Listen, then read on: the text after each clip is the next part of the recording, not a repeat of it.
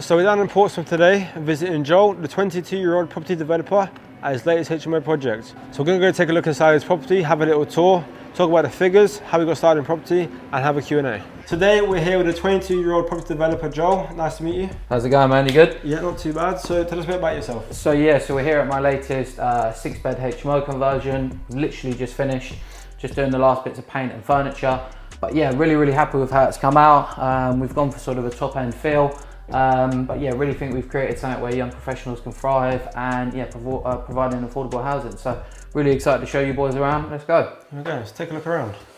So this is the top floor bedroom. This is the most expensive room in the house. But yeah, really happy with how it's been finished. Obviously got lots of natural light from the skylight. Originally, these 2 bedrooms weren't here, but we did a loft conversion to give us these 2 rooms. So a room of this size, how much would you be looking to rent this for? So this room's going to go on the market for £800 a month. And what comes included with the £800? So everything. So we want to provide all the bills for the tenants. So gas, water, lecky, council tax. And then not only that, there's a communal cleaner every 2 weeks. So every 2 weeks, a cleaner will come in, do the communal landing, stairwells, kitchen. And then there is one addition if you want your bedroom cleaned. Yeah. We can throw it on, I think it's £15. And your bedroom can get cleaned every 2 weeks. But, as for the furniture and the pictures and everything else that's in the room now, is that all come included? Or? Yeah, everything comes included. Tenants have the option to have the duvets and the pillows included. If they want to bring their own ones, they're more than welcome to. But yeah, beds are standard, TVs are standard, chests of drawers are standard. There'll be a desk in this room. So yeah, the aim was to provide a service where a tenant can just turn up with a bag, move straight in, you know, instantly. They've got everything they need. There's lots of storage from the chest of drawers. The bed also flips up, so there's more storage under there. So yeah, just trying to make tenants' lives easy, really. A lot of these people move around a lot. Yeah. If you're moving into a property and you've got to go out and buy chest of drawers, duvets, pillows, There's a lot of effort, so you want to make it feel homely as soon as they arrive. Yeah, homely and affordable, really. Yeah. You know, to furnish this room would be at least £500 if you're moving into somewhere, whereas here, you know, it's all included and it's all ready to go. You've got an ensuite bathroom just through there. Finished to a very high standard as well. Yeah, so obviously a tiled shower, toilet, sink unit, you've got an LED mirror as well. So yeah, really happy with how this room's come out. Just guessing, but I expect this room to be the first one to let. It's my personal favourite. So coming through, as we come out, you'll see all the lights automatically trigger. As you might know from HMOs, it's quite common for the tenants to just leave all the lights on, leave all the power on, so it's just about saving energy really. Not only to save costs, but also from an environmental perspective. But as you'll see here, there's a full grade A fire alarm system throughout the house. So you've got sensors in every single room, you've got detectors, call points on every floor, and then you've got emergency lighting on every floor as well. Also our no smoking policy. These are just some of the things you need for sort of licensing and legislation. As you come down, we'll show you a bedroom on the middle floor. Safety is #1 priority. That's the thing. I mean, there's been a lot of changes with licensing, but it's just keeping up to date with them, and they're all there for a good reason. At the end of the day, you want all your tenants to be safe. This is a slightly smaller bedroom to the one upstairs. This is going to go for about £750 a month. Again, ensuite TV. The rest of the furniture is not in this room yet. You've got drawers that pull out of this bed. We've gone for a 3/4 small double in this bed just to maximise the room space. They're single occupancy rooms, so I think it's sufficient for one person. So where did the inspiration for the design come from? Colour-wise and stuff, if I'm honest with you, a lot of other HMO developers get interior design companies in.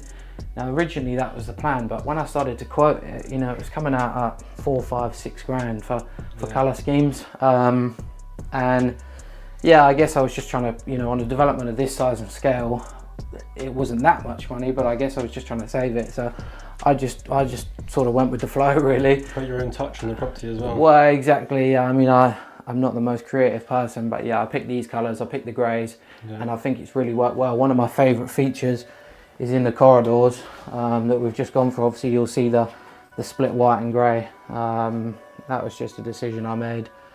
And as a modern touch to it though, because a lot of modern properties are like the grey, white. Yeah, and I think you can get carried away with too much white really. You know, if all these walls were whitewashed, it would have no real feel. So we put these feature walls in. I mean, from a cost perspective, these are just MDF strips, just 100mm MDF strips. And you made them yourself, did you? Well, originally we just bought planks of MDF and shaved them down, but then B&Q pre-cut them now, so it just saves a bit of time. Okay. But I mean, to do one of these walls probably cost us £100, so we got them in. Bad. And it adds a big effect to it, like it brings out the room as well. Exactly, yeah, it breaks it up. 1000% going to do this in my next projects. You know, I'd recommend to anyone, really, definitely worth it. And again, with the grey doors, just breaks it up. But if you go through, you've got your ensuite in there as well. Finished nicely as well at the last one. Yeah, so nice good size ensuite. You got a mixture of square showers and quadrant showers throughout the property. But yeah, I mean, at the minute we're just doing the last bits of snagging, last bits of paint, as you'll see, getting ready for tenants to move in within the next couple of weeks. So yeah, really excited to show some tenants around and get it let. All right, let's go through to the kitchen then. Massive kitchen. Was it always this big, or? Yeah, so I mean, this is my favourite room in the house. Originally, you had like a sort of a dining room from where your friend stood to here, and then from literally the end of this cabinet to here was your original kitchen. So it was a really small kitchen. Yeah. We came in, obviously knocked that wall out and did a 3-metre extension on the permitted developments off the back. My risk was, well, my worry was the lack of light in the end bit of the kitchen. Yeah. So we put a 3-metre by 1.5-metre skylight above us. Obviously we put the French doors on the back. I did want to put bifolds, but because of the new building regulations, we weren't able to. And then we put a kitchen in between the hob. So yeah, I'm really happy with how this has come out. Yeah, the skylight really brings the light out. Yeah, it's definitely worth the money. You know, if anyone's doing a project of this size, it's things like that. You know, it's them extras that you're trying to calculate what's worth spending the money on, what isn't. It's one of the wow factors that brings people into it as well. Yeah, absolutely. I mean, with hindsight, I probably would have gone a little bit wider, probably 3 metres by 2 metres. But yeah, I mean, I'm really happy with it. That's the max amount of lighting. Obviously, this is set up. It's not quite finished with furniture yet, but this is set up to be like the communal living area. So you've got 55-inch TV on the wall on a swivel bracket. So if you're cooking, you know, you can swing it around. TV, yeah. You've got your sofa here. So yeah, I mean, obviously all the bedrooms have got TVs in, but if there's the football on or the boxing, like it just has been, you know, you can come down here, sit with friends, watch on a bigger TV. Yeah, just socialise a bit more and bring them all together rather than being secluded to the bedrooms. That's the thing. I mean, that's another thing about HMOs that people don't really talk about, the social aspect. You know, a lot of tenants have recently moved to the area. Yeah. They don't know anyone, they don't know the area, and it's area, you know, there's 6 people that are going to be living in this property, you know. You want to get to know the people you're going to be living with, because obviously you've got to live with them for a while. Well, exactly, and also if you move to the area and you're looking to make friends, you know, it could be seen as a daunting thing, you know, whereas you're living with these people, they know people, they know people, so it's a great way into the community, in my opinion. I think the thing is, though, a lot of kitchens and HMOs are quite small, and some of them don't actually have the living area. They may have like a little dining table. Yeah. Other than that, they'll be stuck in their bedroom. So this really, the size of it as well, can bring everyone together and gives them all the space to maybe interact as well as do their own thing. Absolutely. So yeah, it's 24.5 meters squared in total. There definitely is the aspect of, you know, I've lived in HMOs, I've lived in 2 across my life. You know, everyone seems to eat in their rooms. I'm not a massive fan of it, but a lot of these tenants, you know, will come down, cook and go and eat in their rooms. Yeah. And that's fine. I mean, I prefer they eat down here from a sort of hygiene perspective, but that's absolutely fine. But we wanted to provide that area where you don't feel trapped in your room. Still gives them the chance to eat down here if they want to. Yeah, so I mean, you've got 3 breakfast bar spaces here. We're just waiting on the 3rd chair to arrive. And then you've got another one just over here as well. So breakfast bar space, there's space for 4 people to sit and eat. We're gonna have a small table arrive back here as well. But kitchen facilities wise, obviously you've got 2 fridge freezers. So each tenant gets their own drawer in the fridge, their own drawer in the freezer. You've got 14 individual cupboards. So each tenant gets at least 2. I mean, some tenants will get more than 2. 2 ovens, 2 hobs. 2 fridge freezers, a washing machine, a washer dryer, a dishwasher, a sink. So it's more than enough for everyone then. That's the thing. Yeah, you can. One of the main concerns with people is how can 6 people live here and cook together and eat together? Yeah. But we've really, the difference is when you're doing a new build HMOs, you really can think about stuff like that. And you've doubled up on everything, so there is a chance everyone can get in. and do their own thing as well. Absolutely, yeah, just having the right amount of storage space. You got your boiler cupboard in here as well. So yeah, I mean, in this kitchen there's enough for, not everyone is going to be cooking at the same time, but there's more than enough space for 2 people to walk around, cook, one person eat, one person watch the TV. So as for the project though, you said it was a really big project. How long did it take you from start to finish? So we've been on site just over 6 months. It was a full back to brick conversion. So everything in this house is brand new apart from the shell. So all the floors came out, the ceilings came out, absolutely everything. We took it right back to brick. We did a loft conversion. So the first bedroom you would have seen in the top floor, that didn't exist. And then yeah, rebuilt from there. 2 rear extensions, obviously one here and one in the second bedroom. So yeah, the house started out at 99 meters squared and it's now 155, I believe. So we've added more than 50% onto it. All the work done under permitted development. So yeah, really, really happy. So what was the problems you faced with the whole project? Like, what was the biggest problems? On a project this size, you're always going to have problems. It's just coming up with solutions. I mean, stood where we are right now, literally straight above my head, you'll see you've got these arches coming all the way up. So this is a goalpost steel.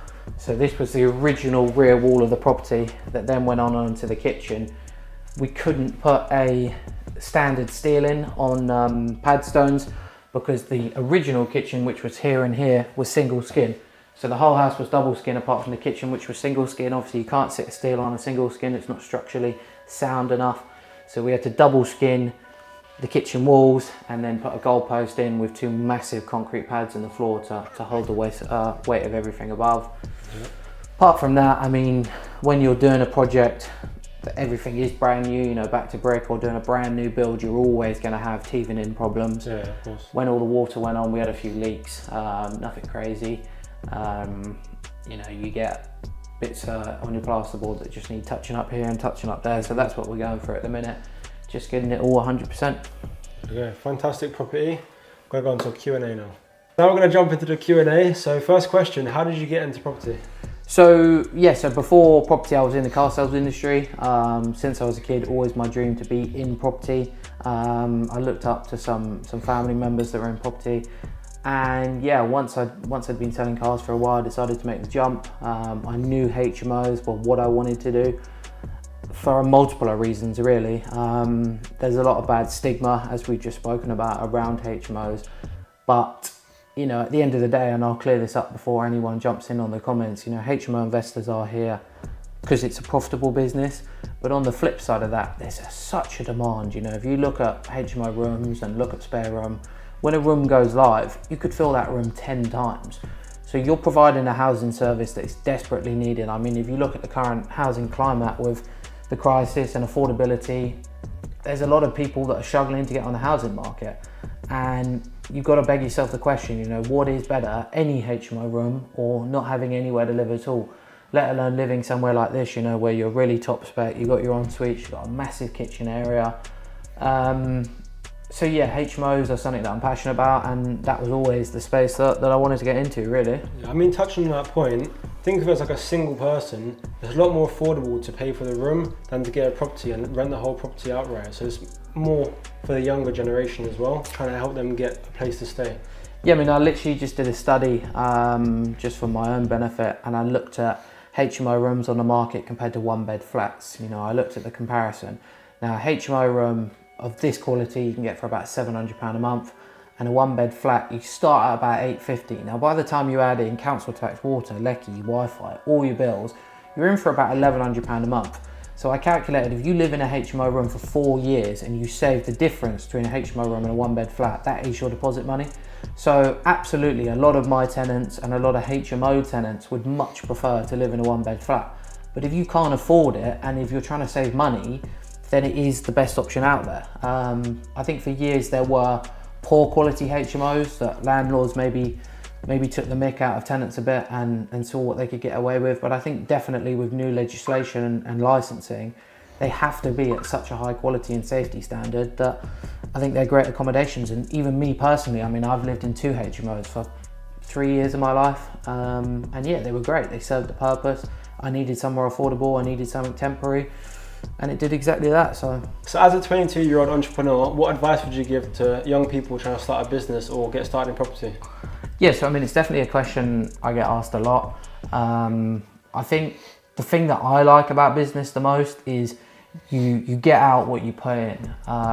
You know, I was a troublemaker at school. I didn't do very well on my GCSEs, but what I like about business is you're not judged, you know, well, you are judged, but you're perfectly in control of that, you know what I mean? If you go out and, you know, work relentlessly on something, it will do well and you will reap the rewards from that. You're in control of your own destiny, really. I think when it comes to property, it's slightly harder because of the numbers and the capital outlay that's involved in property. There are definitely creative strategies. I think the number one thing I'd recommend for people wanting to start in property at a young age is focus on the money. You know, without capital, you can't do projects and bits like that. So I really would focus on raising finance, finding investors. Once you've got the money, you're then able to go out and buy the deals and get the right people in. It's very well going out and finding a deal, and you can sell that deal actually, which a lot of people start out by doing. But if you don't have that money, you can't act on that deal. So I'd really focus on raising investors, working with, you know, bridging loan companies, the banks. And then once you've got that funding, you can go out and do stuff. You know, you can bring skills in that you lack. So you can hire an architect, you can hire someone to do your building control work, you can hire someone to do your planning, you can hire contractors. So you can, once you've got the money, you can bring them skills in and put them all together. I think if you're looking to start out and raise capital, well, earn capital first of all, you know, there's great ways out there, such as, you know, selling deals to other people, providing a service that people need. You know, a lot of people have this money, have these houses, but don't have the time to do anything with them. So put yourself in a position where you can fix some of their problems per se, whether that's management from a tenant management perspective or a build management perspective. But yeah, I think if I can give anyone anything from these videos, you know, if I was sat here watching the video 3 years ago, I'd really be like, I really wanted to get into property. You know, these were the videos I watched and this is really what I wanted to do. And it's just about having that self-belief that actually you can do these projects and you can get out there and be in the property field. It's definitely not easy. You know, I'm not going to sit here like you see some of the Instagram things and say it's really easy. It's definitely not easy, but it is feasible. So I love to see young people thrive in property and business. You know, I really enjoy that. It gets a lot of attention and controversy online, but yeah, I think it's really a really great thing to see. So we're going to run through a few of the figures. So start with the purchase price. So I paid 217 for this house. So how much did the refurbishment cost? So we spent about 200 grand on building work. So that includes 2 rear extensions, 1 loft conversion, 2 floor drops, and then yeah, everything brand new throughout the whole house. So were there any other fees that incurred along the way? So yeah, obviously you got your planning fees, stamp duty, financing fees. That's something that people leave out a lot when they evaluate a deal. How much is it actually going to cost to borrow you the money for the term? So yeah, I'd say other fees are sort of around £40,000. So after all the work's been complete, what's the GDV looking like? So we're refinancing in a minute. I'm just waiting for the phone call on the valuation. So yeah, fingers crossed, touching wood. Not that that's wood, but yeah, we're hoping for sort of 570, 580. That's what we've requested. I'll be happy at that figure. There we go. And per annum, what would this property achieve in rental figures? So yeah, 6 bedrooms. The rooms vary from sort of 750 to 800, but it's about £55,000. I just want to say, you know, I know the comments are going to be triggered with them sort of numbers, but running HMOs of this size do come with large fees. I mean, energy costs are through the roof right now, so it's about £1,000 a month just to run this on energy. Then obviously for cash buyers, you're getting a lot in, but if you're mortgaging, your mortgage is a big cost. So by the time you actually break them numbers down, there is a lot to outlay, especially with keeping up with health and safety, you know, fire safety, gas safety, electric safety, all the certificates and stuff, they all add up. A lot of behind the scenes work then. Yeah, massively. I think you see a lot of videos online, and I'm sure there'll be some controversial comments on this video, saying that, you know, it's passive income and landlords don't work. Some property can be passive, especially the commercial sector. But HMOs and sectors like this, I don't see as passive income. You know, there's a lot of moving parts when you're running a 6-bedroom HMO, and obviously you've got a duty of care for your tenants. You've got to be on the ball, maintaining it, keeping your certificates up to date. So yeah, it's definitely a lot behind the scenes stuff of a property of this scale. Thank you for watching the video. Make sure you follow Joel on Instagram to keep up the latest projects he has going on. And like, comment, share, subscribe, and share with your nan.